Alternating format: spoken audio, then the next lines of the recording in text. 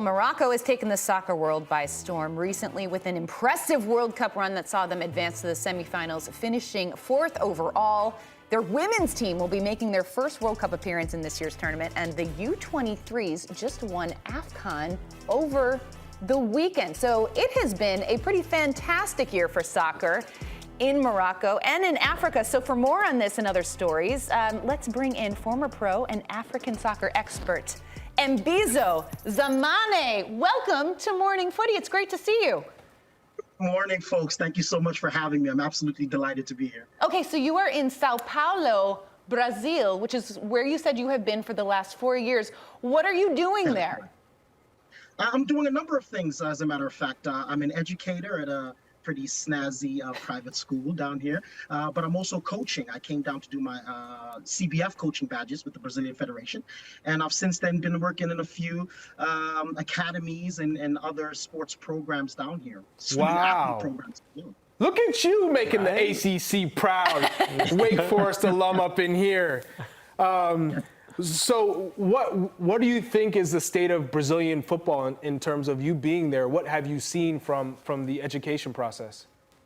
Well, certainly there's no fault of talent. It's all over the place. I think they've reached a nexus, Brazil, where they recognize that talent alone doesn't get the job done. I think they've benefited from such incredible talents. I mean, some of the best of all time.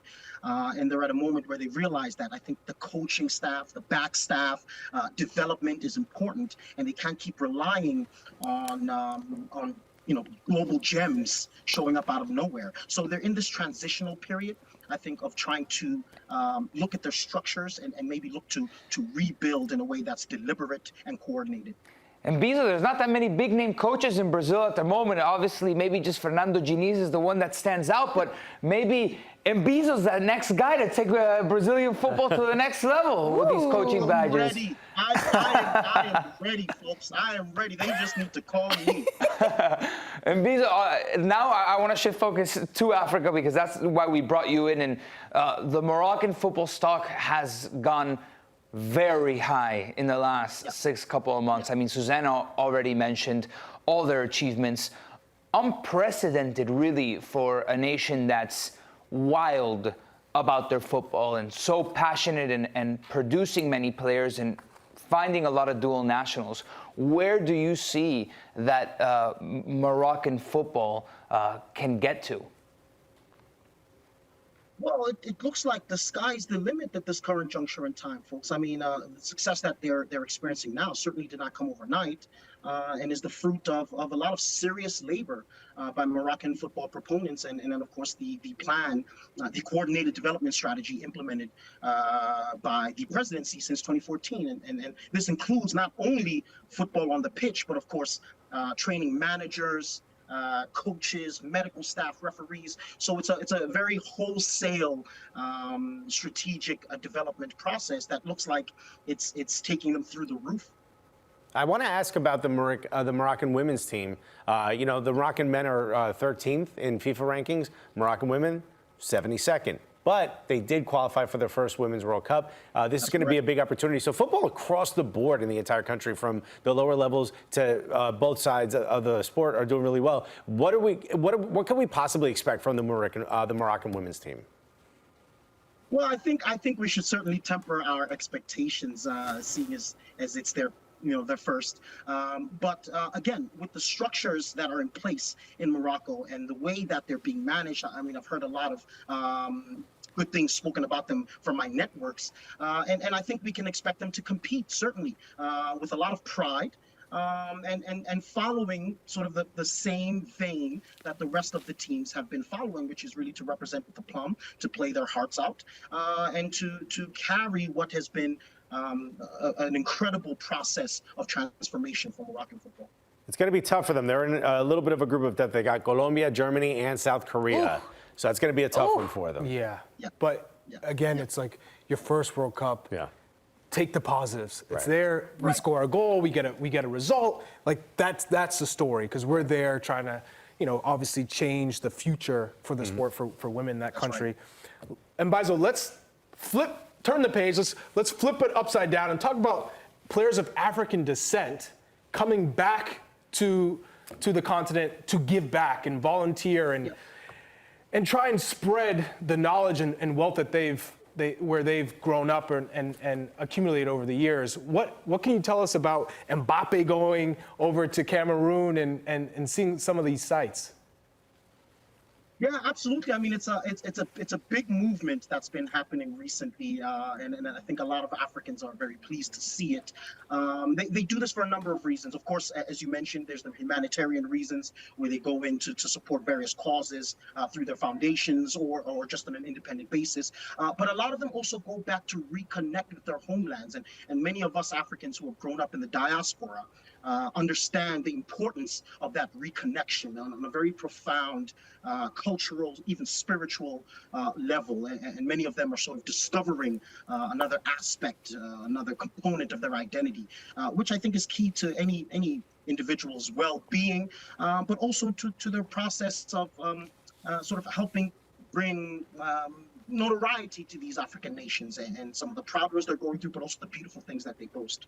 My father was born and raised in Gambia, has never taken me back. That's all I'm saying. I'm planning a morning footy trip. Morning footy Charlie trip to Davis. Gambia. Please count me in, folks. Please count me in. Okay. Yes. I want to ask about the buildup of the sport in Africa, especially outside of the parts of North Africa, which we've spoken about, that have had some great development. West Africa in particular, we've seen some great teams in the past from whether it's Ghana or Nigeria. What could possibly be next? Or maybe the domestic leagues, are they starting to become a bit more competitive? Well, that's what should be happening, at least, Alexis. This is what Morocco has gotten right that maybe other African nations are still a little bit behind on, strengthening the domestic leagues, making them more professional across the board, inputting standards that can be managed, maintained, and observed so that these leagues can really raise the bar. And that's what's really been missing. You have a lot of academies, sort of single academies in countries like Ivory Coast, countries like Ghana, but they do not operate in any coordinated way with the FAs, with other clubs, and so on and so forth. So if that can happen, then maybe you might see a surgence of talent and national teams that are really quality at the world stage because they've done the work at the grassroots level. Cameroon has certainly started to do that with Samuel Eto'o in the presidency, and we hope that the rest of the continent can follow suit. Beautifully decorated apartment. I see the Nigeria jersey hanging on the wall, the continent of Africa in the back, another jersey back there. Okay, a lot of greenery as well. You keep your plants alive. I'm very impressed. Educator, coach, interior designer. And Mbizo's doing it all, dude. Thanks, folks. And Mbizo, personal question for you: where are you from? I am South African. However, I grew up in Philadelphia, and of course went to Wake Forest University, my first foray into university. But yeah, I grew up in South Africa, spent some time, growing up in South Africa. And yeah, both of those nations are my countries. And now Bafana, Bafana. Bafana, Bafana. And we're going Mbizo, through some tough moments, but we'll be back. We'll be back. do you still play at all? Have you still got it? I've got this it's not so much about the fitness. Yeah. when I saw that, A couple too many caipirinhas. Oh, okay. Look at this. Look at this. Hey. Kid still got it. Oh. You can't take the South African out of him. Okay, Ronaldinho there. This is fantastic. Even with all the feijoada, bro, you still got it.